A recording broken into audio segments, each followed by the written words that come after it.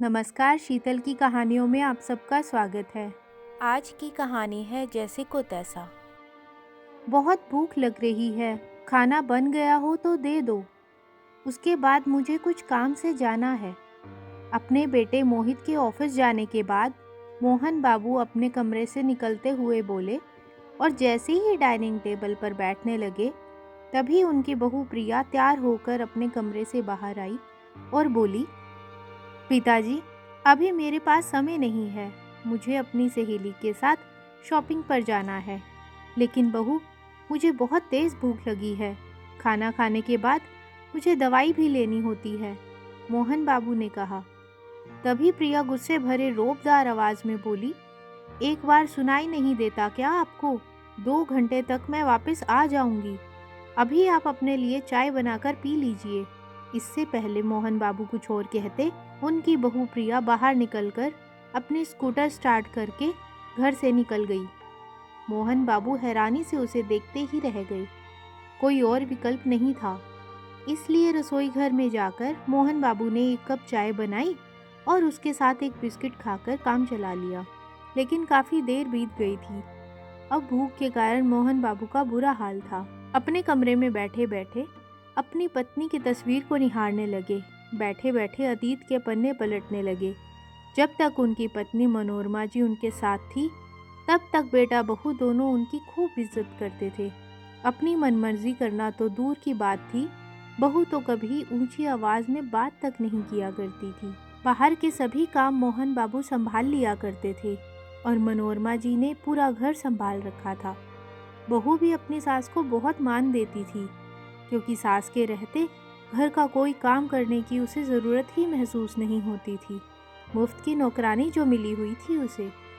लेकिन समय हमेशा एक सा नहीं रहता। धीरे धीरे मनोरमा जी की तबीयत बिगड़ने लगी। जांच करवाई तो पता चला कि उन्हें कैंसर है। मोहन बाबू अपनी पत्नी को खोना नहीं चाहते थे। इलाज महंगा था, लेकिन मोहन जी ने खर्चे की परवाह ना करते हुए उनका इलाज शुरू करवाया। अब तो बहू, बेटे ने भी अपने माँ पिताजी के सामने सीधे मुंह बात करना छोड़ दिया। लेकिन मोहन जी और मनोरमा जी को बेटे बहू के इस बदले व्यवहार का कारण समझ नहीं आया। एक दिन मोहन जी का बेटा उनके पास आया और बोला, पिताजी, आप जानते हैं कि माँ की बीमारी आखिरी स्टेज पर है और जब माँ को बचाया ही नहीं जा सकता तो इतना पैसा खर्च करने की क्या ज़रूरत है? इस तरह तो आप हमें कंगाल कर देंगे। कम से कम मेरी बीवी और बच्चों का तो सोचिए। इतनी बात सुनते ही मोहन बाबू का कलेजा छन्नी हो गया। वे बोले, बेटा, मैं अपनी कमाई में से की गई बचत से तेरी माँ का इलाज करा रहा हूँ, तो तुम्हें इससे क्या परेशानी है? जिसके बारे में तू ऐसी बात कर रहा है, वही तुझे इस दुनिया में लाई है। क्या क्या नहीं किया तेरी माँ ने तेरे लिए? तभी मोहित बोला, हाँ हाँ, कोई एहसान नहीं कर दिया। सभी माँ बाप अपने बच्चों के लिए करते हैं। बेटे की इतनी बात सुनकर मोहन बाबू को एहसास हो गया कि आज माँ की ममता पैसे के सामने छोटी पड़ चुकी थी। लेकिन फिर भी मोहन बाबू ने हार नहीं मानी। पत्नी की अंतिम सांस तक उसे बचाने की कोशिश की, लेकिन कुदरत को तो कुछ और ही मंजूर था। लगभग 6 महीने के इलाज के बाद मनोरमा जी इस दुनिया को अलविदा कहकर चली गई। पत्नी के जाते ही जैसे मोहन बाबू की तो दुनिया ही उजड़ गई थी। अक्सर बहू उनके साथ इसी तरह ऊंची आवाज़ में और बदतमीज़ी से बात करती थी, और यदि वे बहू से कुछ कहते तो उन्हें अपने बेटे के गुस्से का शिकार होना पड़ता था। मोहन बाबू नितांत अकेले हो गए थे। हालांकि उनके 12 साल के पोते को उनके साथ बहुत अच्छा लगता था, लेकिन मोहन बाबू को उसके साथ बैठने का ज़्यादा मौका नहीं मिलता था। सुबह के समय वह स्कूल चला जाता था और शाम को ट्यूशन पढ़ने, और कभी थोड़ी देर के लिए अपने दादाजी के पास बैठता तो उसकी माँ कोई ना कोई काम बता देती और बहाने से उसे अपने पास बुला लेती थी। एक रविवार जब मोहित घर पर था तो अपने पिता के पास आया और उनसे बोला, पिताजी, मुझे आपसे कुछ बात करनी है। तो मोहन बाबू बोले, हाँ बेटा, कहो, क्या कहना है? पिताजी, मैं कहना चाहता था कि अब गांव में तो हम रहते नहीं हैं, इसलिए गांव वाले मकान की देखभाल भी नहीं हो पाती। अब आपकी तबीयत भी ठीक नहीं रहती, इसलिए मैं सोच रहा था कि गांव वाले मकान को बेच देते हैं। यह बात सुनते ही मोहन बाबू बोले, नहीं बेटा, मैं अपनी पुश्तैनी संपत्ति को बेचना नहीं चाहता। तभी प्रिया बोली, आप तो जानते ही हैं कि मोहित ने अभी अभी नया बिजनेस शुरू किया है, इसलिए उन्हें पैसे की बहुत ज़रूरत है। और वैसे भी ज़माना बहुत ख़राब है, और कहीं ऐसा ना हो कि किराएदार ही हमारे मकान पर कब्जा करके बैठ जाएं। बेटे बहू की बात सुनकर अब उन्हें भी लगने लगा था कि वास्तव में ज़िंदगी का कोई भरोसा नहीं, इसलिए समय रहते सब काम निपटा लिए जाएं तो ही अच्छा है। आखिरकार उन्होंने गांव का मकान बेच दिया और मिले हुए पैसों का 1/4 हिस्सा अपने पास रखकर बाकी सारे पैसे अपने बेटे को दे दिए। अब प्रिया और मोहित बहुत खुश थे। कुछ दिनों तक तो प्रिया ने अपने ससुर को समय पर चाय नाश्ता दिया, लेकिन धीरे धीरे उसके तेवर बदलने लगे। जो बहू पहले अपने ससुर को पानी तक हाथ में दिया करती थी, अब वही बहू उन्हें खाने के लिए भी तरसाने लगी। अपने ससुर को बात बात पर टोकना और ऊंची आवाज़ में बात करना उसका रोज़ का काम बन गया था। मोहन बाबू को तकलीफ होती, वह घुट घुट कर रह जाते, लेकिन किसी के सामने प्रकट नहीं कर पाते थे। और आज तो हद ही हो गई। इंतज़ार करते करते दोपहर हो गई। दोपहर के 2 बजे प्रिया घर वापस लौटी। तब कहीं जाकर मोहन बाबू को खाना नसीब हुआ। खाना खाकर वे अपने काम से बाहर चले गए। शाम को घर लौटे तो बहुत परेशान थे। तब तक उनका बेटा मोहित घर पर आ चुका था। आकर बोले, बेटा मोहित, मुझे अपनी दवाई खरीदने के लिए पैसे चाहिए, इसलिए आज मैं बैंक गया था। लेकिन मुझे बड़ा आश्चर्य हुआ जब मैंने अकाउंट चेक किया तो उसमें केवल 10,000 पड़े थे। लेकिन ऐसा कैसे हो सकता है, क्योंकि कुछ समय पहले ही तो गांव का मकान बेचने के बाद मैंने अपने अकाउंट में 20 लाख रुपए जमा करवाए थे।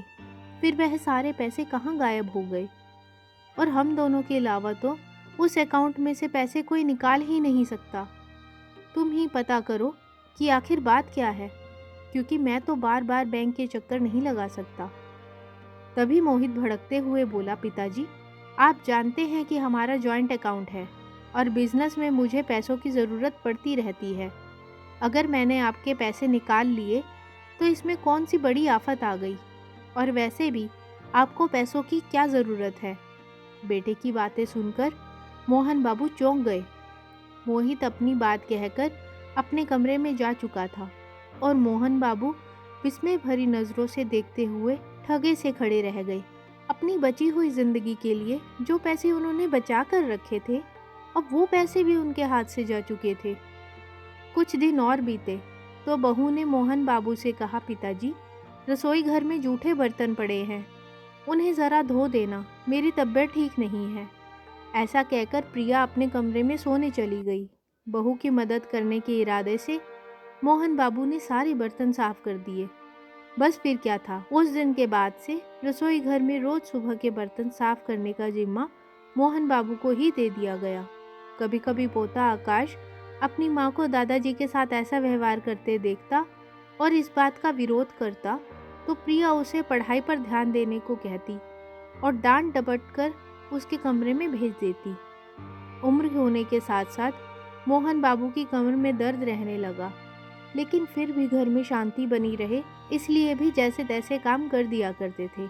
लेकिन प्रिया को इससे भी शांति नहीं मिली। धीरे धीरे उसने काम का बोझ बढ़ाना शुरू कर दिया। एक दिन मोहन बाबू की कमर में इतना दर्द हुआ कि उठना भी उन्हें मुश्किल लग रहा था, इसलिए उन्होंने काम करने से इनकार कर दिया। बस उस दिन के बाद से प्रिया की आंखों में अपने ससुर जी खटकने लगे। बीमार ससुर को बिठाकर खिलाना उसे अपने सिर पर बहुत बड़ा बोझ लग रहा था। और एक दिन उसने मोहन बाबू को वृद्धाश्रम भेजने की जिद ठान ली, लेकिन मोहन बाबू अपने घर को छोड़कर वृद्धाश्रम जाना ही नहीं चाहते थे। उधर आकाश भी अपने दादाजी को खुद से दूर जाते देख रोने चिल्लाने लगा, लेकिन हुआ वही जो प्रिया चाहती थी। दादा पोता लाख गिड़गिड़ाए, लेकिन इस सब के बावजूद एक लाचार पिता को बोझ समझकर बेटा बहू ने उन्हें वृद्धाश्रम पहुंचा दिया। धीरे धीरे समय बीतने लगा। आज मोहन बाबू को वृद्धाश्रम गए 13 वर्ष बीत चुके थे और पूरे 13 वर्ष के बाद आकाश उसी वृद्धाश्रम के सामने खड़ा था जहां उसके दादाजी को भेजा गया था। जैसे ही आकाश अंदर गया और अपने दादाजी के सम्मुख पहुंचा, लंबा चौड़ा शरीर और डील डोल देखकर मोहन बाबू उसे पहचान ही नहीं पाए। दादाजी कैसे हैं आप? आकाश ने कहा और उनके चरण स्पर्श किए। तभी मोहन बाबू के मुख से निकला, आकाश बेटा तू? और ऐसा कहते हुए उनकी आंखों से तो जैसे आंसुओं का झरना फूट पड़ा। अपने पोते को उन्होंने अपने गले से लगा लिया और थोड़ी देर अविरल अश्रुधारा दोनों ओर से ही बहती रही। फिर खुद को संभालते हुए आकाश बोला, दादाजी प्लीज रोइए मत, अब आपके रोने के दिन बीत चुके, आज आप मेरे साथ अपने घर चलेंगे। तभी मोहन बाबू बोले, कैसा घर बेटा? उस घर से तो सालों पहले मुझे बेइज्जत करके निकाल दिया गया था, अब तो यह वृद्धाश्रम ही मेरा घर बन गया है और यहाँ रहने की मुझे आदत भी हो चुकी है। दिन रात तुझे देखने को दिल करता था, अब तुझे भी मिल लिया। अब तो चाहे यमराज भी मुझे लेने आ जाए तो भी कोई गिला नहीं। इतने समय में अपने दादाजी की याद नहीं आई तुझे? ऐसा हो सकता है क्या दादाजी, मैंने आपको याद ना किया हो? जिस समय आपको यहाँ भेजा गया था उस समय मैं बहुत छोटा था, मैं बहुत रोया था, लेकिन मम्मी पापा ने मेरी एक नहीं सुनी। उसके बाद 12वीं की पढ़ाई के बाद मम्मी पापा ने मुझे विदेश भेज दिया था और उसके बाद बीच में मैं कभी घर नहीं आया। पढ़ाई पूरी करने के बाद मैंने वहीं नौकरी करनी शुरू कर दी और अब विदेश से अच्छा खासा धन कमाकर लौटा है आपका पोता। मम्मी पापा को मेरी बहुत याद आती थी, लेकिन मैं वह सब भूल नहीं पाया जो उन्होंने आपके साथ किया था, इसलिए मैं भी उनसे मिलने नहीं आया। 10 दिन पहले ही भारत लौटा हूँ, लेकिन भारत पहुँचते ही तुरंत आपसे मिलने नहीं आ पाया। दरअसल बहुत से काम थे जिन्हें निपटाना था, बहुत सी तैयारी करनी थी, जिस कारण मुझे आपसे मिलने में देर हो गई। लेकिन दादाजी एक बात ज़रूर कहूँगा कि अब मैं आपको किसी किस्म की कोई तकलीफ़ नहीं होने दूँगा। बात करते करते आकाश ने देखा कि उसके दादाजी लगातार भरी आंखों से उसे निहारते जा रहे थे। तभी आकाश ने पूछा, क्या हुआ दादाजी, कहाँ खो गए? फिर मोहन बाबू बोले, मैं तो यही सोच रहा था कि क्या मालूम तुझसे मिलने की मेरी आखिरी इच्छा कभी पूरी हो पाएगी या नहीं। कहीं तू भी मुझे भूल तो नहीं गया होगा। लेकिन जब अपना बेटा ही अपना ना रहा तो किसी से क्या शिकायत करता। अरे दादाजी, बड़े बुजुर्ग कहते हैं कि मूल से ज़्यादा ब्याज प्यारा होता है, लेकिन जितना आपको अपना ब्याज प्यारा है उतना ही मुझे मूल से प्यार है। लेकिन मैं भी क्या करता, आपके पास आने से पहले आत्मनिर्भर होना मेरे लिए बहुत ज़रूरी था। फिर मोहन बाबू भरे गले से बोले, बेटा आज तक मैं अपनी किस्मत को दोष देता आया था कि शायद मेरी किस्मत ही फूटी है जो यह दिन मुझे देखने पड़े, लेकिन आज तुझसे मिलने के बाद मुझे अपनी किस्मत पर नाज हो रहा है कि भगवान ने मुझे तेरे जैसा होनहार पोता दिया। तभी आकाश उठ खड़ा हुआ और खुशी से बोला, तो फिर चलिए दादाजी, मैं आपका सामान पैक करता हूँ, आप तैयार हो जाइए। लेकिन बेटा, मैं अच्छी तरह जानता हूँ कि मेरे बेटे बहू कैसे हैं। वह मुझे वापस उस घर में कतई नहीं आने देंगे, और वैसे भी मैं यहाँ ठीक रह रहा हूँ और मैं यह बिल्कुल नहीं चाहता कि मेरी वजह से वापस उस घर में लड़ाई झगड़ा शुरू हो जाए। थोड़े समय बाद आकर मुझसे मिल जाया करना, मैं तो बस इतना ही चाहता हूँ, लेकिन अब मैं वापस उस घर में नहीं जा सकता। फिर आकाश बोला, अरे दादाजी, तो फिर आपकी पुत्र वधू आपके आशीर्वाद से वंचित ही रह जाएगी। इतनी बात सुनने की देर थी कि मोहन बाबू तो बच्चों की तरह चहक उठे। क्या, मेरी पुत्र वधू? आकाश, क्या तुमने शादी कर ली? नहीं दादाजी, आपके बिना भला मैं शादी कैसे कर सकता हूँ? शादी की सारी तैयारियाँ हो चुकी हैं। अब आप मेरे साथ ना चले तो मैं शादी नहीं करूँगा। अरे बेटा, यह तो कैसी बातें कर रहा है? मेरे प्यारे पोते की शादी है और मैं ना जाऊँ? लेकिन बेटा, ये तो बता कि लड़की कौन है और कहाँ से है? मोहन बाबू ने उत्सुकतावश पूछा तो आकाश बोला, दादाजी, अप्रिता दिल्ली शहर से है, वो भी मेरे साथ ही विदेश में नौकरी कर रही थी।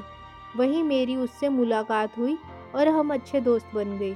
विदेश में जब भी मुझे आपकी याद आती थी मैं अक्सर वृद्धाश्रम चला जाता था, तो अर्पिता ने भी मेरे साथ वहाँ जाना शुरू कर दिया। मैं उसके आचार व्यवहार से बहुत प्रभावित था, क्योंकि आज के ज़माने में होते हुए भी उसे बुजुर्गों के साथ बैठकर उनसे बात करना और उनका सुख दुख बांटना बहुत अच्छा लगता था। और एक दिन ऐसा आया जब हम दोनों ने एक दूसरे को जीवन साथी बनाने का फैसला कर लिया। मोहन बाबू अपने पोते आकाश के लिए बहुत खुश थे। तभी आकाश बोला, अब देर मत कीजिए दादाजी, लेकिन बेटा आश्रम के संचालक से भी बात करनी पड़ेगी ना।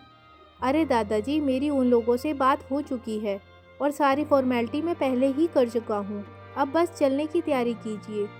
थोड़ी ही देर में आकाश अपने दादाजी को अपनी बड़ी सी कार में बिठाकर घर ले आया। उस घर को देखते ही मोहन बाबू की आंखें फिर से सजल हो उठी, क्योंकि यह घर उन्होंने अपने खून पसीने की कमाई से बनवाया था, जो कि उनके ही नाम पर था।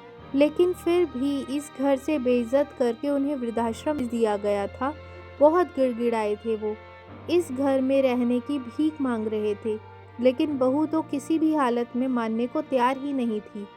और फिर जब अपनी ही औलाद ने उनके साथ धोखा किया, तो और किससे उम्मीद कर सकता था वह बेचारा बूढ़ा पिता। थोड़ी देर घर के बाहर खड़े हुए घर को यूं ही निहारते जा रहे थे। तभी आकाश ने बेल बजाई तो उसकी माँ प्रिया ने दरवाज़ा खोला। दरवाज़ा खोलते ही लाड करते हुए उससे बोली, लो अब आए हैं दूल्हे राजा। मुझसे कह कर गया था कि थोड़ी देर में आता हूँ। यहाँ शादी के पहले की रस्मों का मुहूर्त निकला जा रहा था और इसका कुछ अता पता ही नहीं। तभी आकाश बोला, माँ ज़रूरी काम था ना, मैं ना जाता, लेकिन वह काम करना सबसे ज़्यादा महत्वपूर्ण था। अच्छा, आखिर ऐसा कौन सा ज़रूरी काम था जो बाकी के सारे काम छोड़कर चला गया? उसी समय आकाश सामने से हटा तो प्रिया ने देखा कि दरवाजे पर उसके ससुर मोहन बाबू खड़े थे। उन्हें देखते ही प्रिया के होश उड़ गए। उसे तो अपनी आंखों पर यकीन ही नहीं हुआ। जैसे तैसे उसने खुद को संभाला और बोली, पिताजी आप यहाँ? उसी समय आकाश बोला, जी हाँ, मेरे दादाजी को मैं अपनी शादी के समारोह में शामिल करने के लिए लेकर आया हूँ और मेरी शादी तक यह इसी घर में हमारे साथ ही रहेंगे। आकाश की ये बातें सुनकर प्रिया दंग रह गई। प्रिया का एक दिल तो किया कि अपने बेटे को खींच कर एक तमाचा जड़ दे, लेकिन अब उसका बेटा जवान हो चुका था। ऐसा कोई कदम उठाकर वह अपने बेटे को खोना नहीं चाहती थी, इसलिए खुद को शांत रखना ही उसने उचित समझा। फिर सोचने लगी कि आकाश ने ही तो कहा है कि पिताजी यहाँ उसकी शादी तक रहेंगे, और शादी तो कुछ ही दिनों में होने वाली है। इसका मतलब ज़्यादा दिनों तक मुझे उन्हें नहीं झेलना पड़ेगा। और इस तरह से अच्छा ही हुआ कि आकाश अपने दादाजी को ले आया, वरना रिश्तेदार और जात बिरादरी के लोग विवाह में इकट्ठे होते तो पिताजी के बारे में ज़रूर पूछते। मैंने तो सबको यही बताया था कि वह गांव में रहते हैं, और यह अब यदि पोते की शादी में ना आते तो हमारी कितनी किरकिरी हो जाती। फिर मेरी होने वाली बहू अर्पिता के मायके वाले भी जानते हैं कि आकाश के दादाजी भी हैं। वे लोग भी उनसे मिलने के लिए ज़रूर कहते। अब पिताजी के आने से सब लोगों की बोलती बंद हो जाएगी और मुझे भी ज़्यादा दिन उनका बोझ नहीं उठाना पड़ेगा। शादी के बाद वह अपनी जगह और हम अपने घर। यह सोचकर प्रिया के चेहरे पर एक शातिर मुस्कान आ गई। अगले दिन आकाश अपने दादाजी को बाजार लेकर गया और उन्हें अच्छे अच्छे कपड़े खरीद कर दिए। खरीदारी करने के बाद आकाश उन्हें एक अच्छे से रेस्टोरेंट में लेकर गया, जहां उन्हें उनकी पसंद का खाना खिलाया। आज पहली बार मोहन बाबू अपने पोते के साथ एक अच्छा समय बिता पाए। काफ़ी देर बातचीत करते हुए उन्हें ऐसा महसूस हो रहा था जैसे वह अपने दोस्त के साथ बातें कर रहे हों। आखिरकार वह तारीख भी आ गई जिस दिन आकाश का विवाह होना था। विवाह के लिए बहुत बड़े होटल की बुकिंग की गई थी। आज प्रिया के कदम तो ज़मीन पर ही नहीं पड़ रहे थे। बेटे की शादी को लेकर वह बहुत अधिक उत्साहित थी। सबसे ज़्यादा उत्साह तो उसे इस बात का था कि शादी के बाद उसके बेटा बहू विदेश की नौकरी छोड़कर यहीं बसने वाले थे।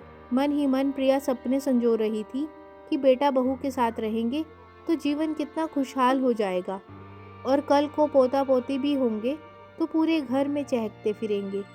हमारा बुढ़ापा तो खूब मज़े से कटेगा। लेकिन एक कहावत है, बोए पेड़ बबूल का तो आम कहाँ से होए।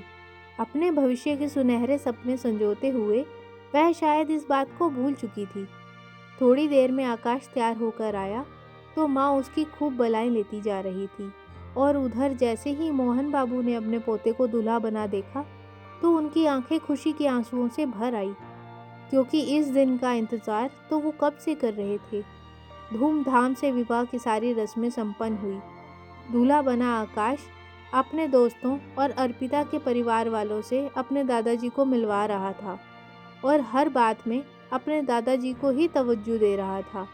और यह बात प्रिया को कतई पसंद नहीं आ रही थी, लेकिन अपने बेटे की शादी के समय वह कोई तमाशा बनाना नहीं चाहती थी, इसलिए वह चुप रही। परंतु मन ही मन उसने ठान लिया कि शादी के बाद जैसे ही सभी रिश्तेदार चले जाएंगे तो वह अपने बेटे की एक भी नहीं चलने देगी और अपने ससुर को वापस वृद्धाश्रम भेज कर ही रहेगी। जब विदाई का समय हुआ तो नवविवाहित जोड़े के लिए आई फूलों से सजी गाड़ी में आकाश ने सबसे पहले अपने दादाजी को बिठाया। उसके बाद आकाश और उसकी पत्नी अर्पिता गाड़ी में बैठे। जैसे ही आकाश के माता पिता गाड़ी में बैठने लगे तो आकाश बोला, माँ, इस कार में आप लोगों की जगह नहीं बन पाएगी, आप दूसरी गाड़ी में आ जाइए। इतनी बात सुनते ही प्रिया के कलेजे पर सांप लौटने लगे। चेहरे से ईर्ष्या साफ झलक रही थी, लेकिन फिर इधर उधर देखा तो सभी रिश्तेदार उसकी ओर ही देख रहे थे, इसलिए फीकी सी हंसी के साथ अपने पति को लेकर दूसरी कार में जाकर बैठ गई। घर पहुंचकर दूल्हा दुल्हन के स्वागत की तैयारी करनी थी, इसलिए प्रिया ने ड्राइवर को जल्दी से ही उन्हें घर पहुंचाने को कहा।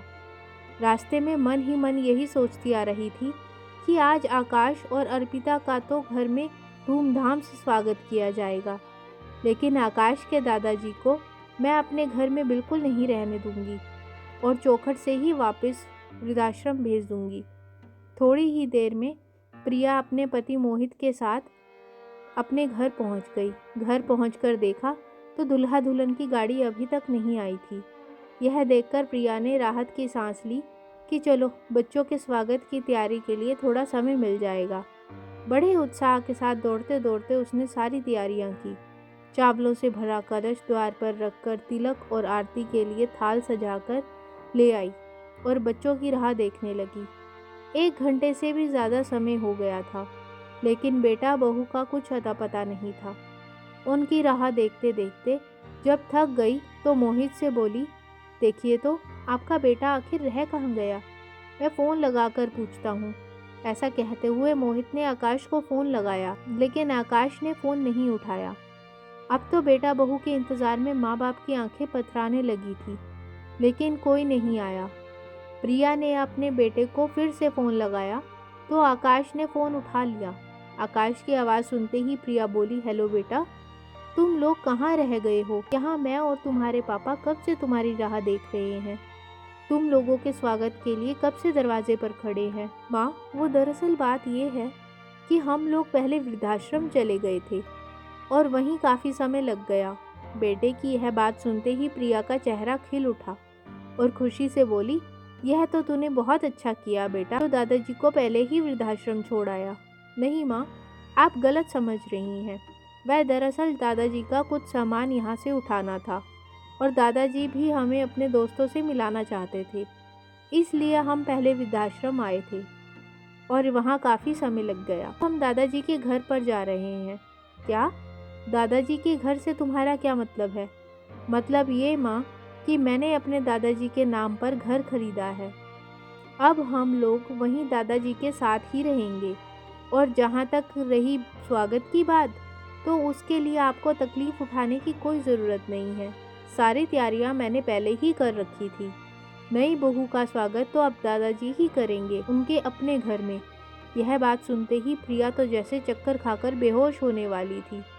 फ़ोन स्पीकर पर था, इसलिए मोहित वहीं खड़ा पास सारी बातें सुन रहा था। तभी मोहित ने रुआंसी आवाज़ में कहा, यह तुम क्या कह रहे हो बेटा? पापा, मैं आपको अपना एड्रेस भेज देता हूँ, आप लोग जब भी मिलना हो तो यहाँ पर आ सकते हैं। ऐसा कहकर आकाश ने फ़ोन रख दिया और उन्हें व्हाट्सएप पर अपना एड्रेस भेज दिया। 10 मिनट के भीतर ही मोहित और प्रिया एक खूबसूरत से आलीशान घर के बाहर खड़े थे। घर के गेट पर बहुत सुंदर नेम प्लेट लगी हुई थी, जिस पर बड़े बड़े अक्षरों में लिखा था मोहन निवास। यह सब देखते ही प्रिया तो जैसे अंदर तक जल भुन गई। वही मोहित गुस्से से लाल हो रहा था। इस समय दूल्हा दुल्हन के फूलों से सजी गाड़ी वहां पहुंची और आकाश अपने दादाजी का हाथ पकड़कर उन्हें घर की ओर ले जाने लगा। तभी प्रिया ने गुस्से भरी आवाज में कहा, यह क्या बदतमीजी है आकाश, अपना घर छोड़कर यह तुम किस घर में जा रहे हो? माँ, शायद आपने ठीक से नहीं पढ़ा।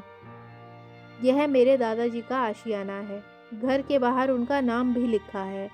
फिर आप मुझे यह सब क्यों पूछ रही हैं? और हम लोग, तूने हमारे बारे में कुछ नहीं सोचा, जिन्होंने तुझे पैदा किया, पाल पोस कर, पढ़ा लिखा कर इतना बड़ा किया कि तू आज इस मुकाम तक पहुंचा। तू इतना स्वार्थी कैसे हो सकता है बेटा?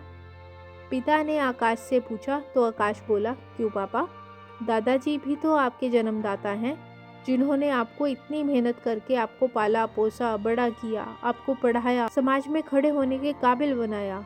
लेकिन आपने उनके साथ क्या किया? आपने तो उनके सिर की छत ही छीन ली। जो घर उन्होंने अपनी मेहनत से बनाया था, खून पसीने की कमाई से बनाया था, उन्हें इतना बड़ा धोखा देने से पहले आपको इस बात का ख्याल क्यों नहीं आया? भगवान का शुक्र कीजिए कि मेरे दादाजी ने आपसे वह घर खाली नहीं करवाया। बहुत बड़ा दिल है उनका। आप दोनों के पास तो दादाजी का बनाया हुआ मकान है, आप वहाँ आराम से रहिए, लेकिन मुझसे उम्मीद मत कीजिए कि अब मैं आपके साथ रहूँगा। दादाजी हमारे स्वागत के लिए आरती की थाली लिए खड़े हैं। यदि आप आना चाहते हैं तो थोड़ी देर के लिए आ सकते हैं। ऐसा कहकर आकाश अपनी पत्नी का हाथ पकड़कर चौखट तक पहुंचा तो मोहन बाबू उन दोनों को तिलक लगाते हुए उनका स्वागत करने लगे। उनके दिल से अपने बच्चों के लिए अनगिनत दुआएं निकल रही थी। आरती के बाद उन्होंने दोनों हाथ उठाकर उन्हें खूब आशीर्वाद दिए। बहू के सामने बेटे के मुंह से ये बातें सुनकर प्रिया और मोहित शर्म के मारे ज़मीन में गिरते जा रहे थे। उनके अपने कर्म ही उनके सामने आ खड़े थे। उनकी आंखों से आंसुओं की धारा बहती जा रही थी और आज आकाश अपने दादाजी के आंसुओं की एक एक बूंद का हिसाब कर चुका था। यह कहानी आपको कैसी लगी कमेंट बॉक्स में ज़रूर बताइएगा। वीडियो को लाइक, शेयर और चैनल को सब्सक्राइब करना मत भूलिएगा। धन्यवाद।